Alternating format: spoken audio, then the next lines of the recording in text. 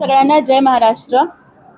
मी राज्यसभा खासदार शिवसेना प्रवक्ता डॉक्टर ज्योती वाघमारे।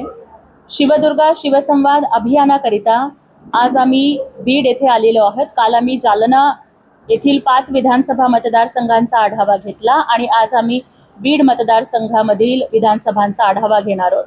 माझ्यासोबत आमच्या राष्ट्रीय प्रवक्त्या शायनाताई एनसी, उपनेत्या कलाताई शिंदे, उपनेत्या विजयाताई पोटे, आमचे बीडचे जिल्हा प्रमुख मान्य अनिलजी जगताप, मान्य सचिनजी मुळूक आणि त्यासोबतच आमच्या महिला आघाडीच्या सन्माननीय संपर्क प्रमुख संगीताताई चव्हाण हे आहेत।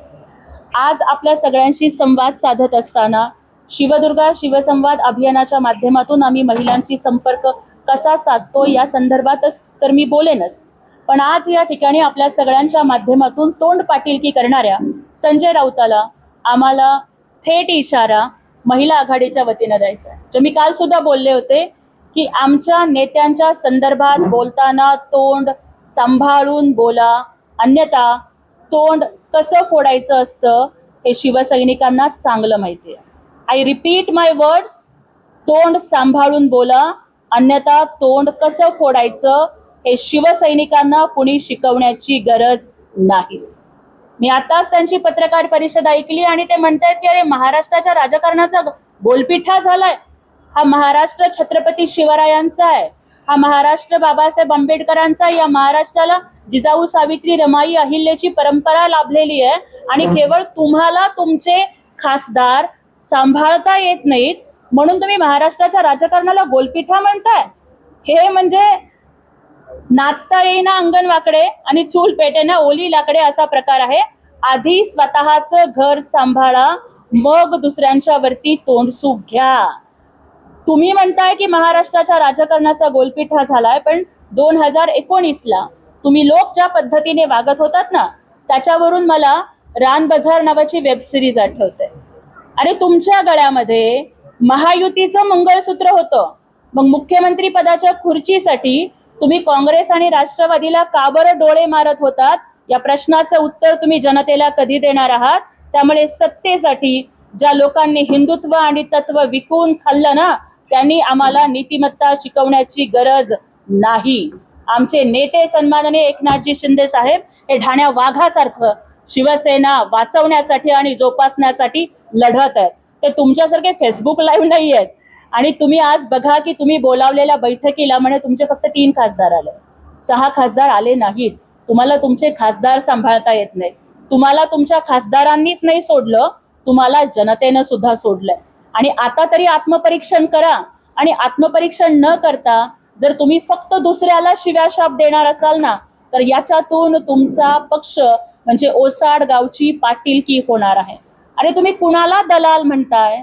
मग सांगा की काँग्रेसमध्ये एनसीपीनं विलीन व्हावं, काँग्रेसमध्ये टीएमसीनं विलीन व्हावं, अशा पद्धतीच्या मर्जरच्या गोष्टी करणारे तुम्ही कोणाची भाटगिरी करताय?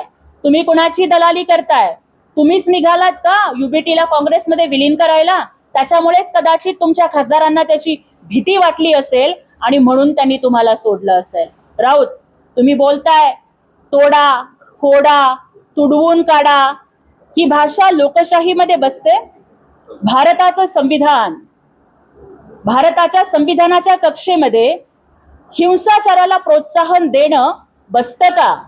आणि त्याच्याही पुढे जाऊन मी तुम्हाला सांगते की तुडवून काढायला, राडा करायला मनगटात दम लागतो, तुमच्या फक्त तोंडात दम आहे। तुम्ही फक्त तोंड पाटीलकी करू शकता। आणि जर इतकीच खुमखुमी तुम्हाला असेल ना, तर पत्रकार परिषदा घेऊन आव्हानं देण्यापेक्षा ना राऊत, आमच्या आमदारांच्या जीवावरती तुम्हाला जी राज्यसभेची खासदारकी मिळाली आहे ना, त्याचा राजीनामा द्या, उतरा मैदानात, लढा निवडणुका आणि मग बघूयात कुणामध्ये किती दम आहे। अरे तुम्ही शिव्या देताय, त्या खासदारांनी अजून स्वतःची भूमिका सुद्धा स्पष्ट केली नाही, पण तुम्ही त्यांना भच्या बाराखडीतल्या शिव्या देताय। कशी टिकणार लोक तुमच्या सोबत? जिल्हा परिषद असेल, महापालिका असेल, पंचायत समिती असेल, नगर परिषदा असतील, तुम्ही लोक कुठेच प्रचाराला बाहेर नाही पडलात। फक्त मुंबई महापालिका ही सोन्याचं अंड देणारी कोंबडी होती म्हणून तुम्ही फक्त तिथे प्रचार केलात। मी मुख्यमंत्री, माझा मुलगा कॅबिनेट मंत्री आणि शिवसैनिक मात्र रस्त्यावरती, हे तुमचं धोरण राहिलं। काहीही नसताना सुद्धा लढणाऱ्या तुमच्याच कार्यकर्त्यांना तुम्ही वाऱ्यावर सोडलं. तुम्ही त्यांच्या प्रचाराला सुद्धा गेला नाहीत. तुम लढो हम कपडे संभालते है अशाच पद्धतीची भूमिका तुम्ही घेतली. तुम्ही लोकांच्यासाठी तुमची घरं बंद केली, दारं बंद केली. त्यामुळे आज लोक तुम्हाला सोडून जात आहेत. आता तरी शहाणे व्हा, आता तरी आत्मपरीक्षण करा. केवळ फक्त दुसऱ्यांना शिव्याशाप देत बसलात तर लक्षात ठेवा, कावळ्याच्या शापानं गाय मरत नसते.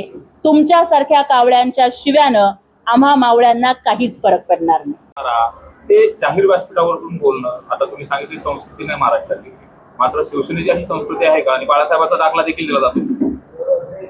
मुद्दा क्रमांक 1, ऑपरेशन टायगर सक्सेसफुल झालं हे केवळ काही खासदार इकडून तिकडे गेले म्हणजे ऑपरेशन टायगर नाही आहे.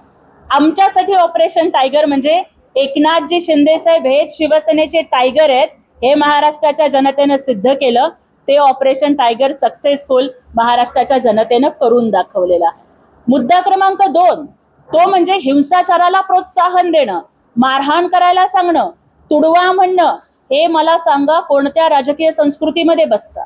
मग तुमच्या खासदारांच्या मधली जी अस्वस्थता होती ती तुम्हाला ओळखता नाही आली? म्हणजे तुमचा त्यांच्याशी संवाद नव्हता?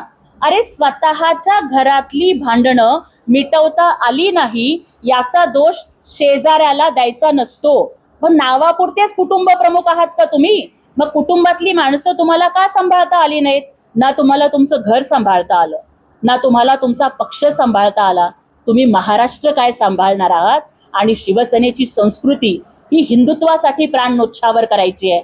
शिवसेनेची संस्कृती ही खुर्चीसाठी काँग्रेसच्या सोबत जाऊन बसायची नव्हती. हिंदुहृदय सम्राट बाळासाहेब ठाकरेंचा दाखला तुम्ही देताय ना, तर हिंदुहृदय सम्राट बाळासाहेब ठाकरे असंही म्हणाले होते की मैं मेरी शिवसेना की कांग्रेस नहीं होने दूंगा और जिस दिन हो गई उस दिन मैं अपनी दुकान बंद कर दूंगा. आणि आज त्याच शिवसेनेचे खासदार असणारे राऊत काँग्रेसमध्ये राष्ट्रवादी पवार गटाने विलीन व्हावं, काँग्रेसमध्ये TMCनं विलीन व्हावं, ही भाषा करताय. मग विसरलात का हिंदुहृदय सम्राट बाळासाहेब ठाकरेंचे विचार? हात जर न्याय लावायचा असेल तर मला सांगा की संजय राऊत कुणाच्या मतांवर निवडून आले? आज ते ज्यांना गद्दार म्हणतायत, आज जे त्यांना रोज शिव्या देत आहेत, त्याच आमच्या 40 आमदारांच्या मतावरती संजय राऊत राज्यसभेचे खासदार आहेत. मग हे शहाणपण दुसऱ्याला शिकवण्याच्या आधी मला वाटतं संजय राऊतांनी स्वतः राज्यसभेचा राजीनामा द्यावा. कारण ते आमच्या पक्षाच्या आमदारांच्या मतावरती खासदार झालेत. त्यांनी जनतेला सामोरं जावं, निवडणुका लढवाव्यात, मग त्यांनी खुशाल माईक वरती आपलं ज्ञान पाजळावं.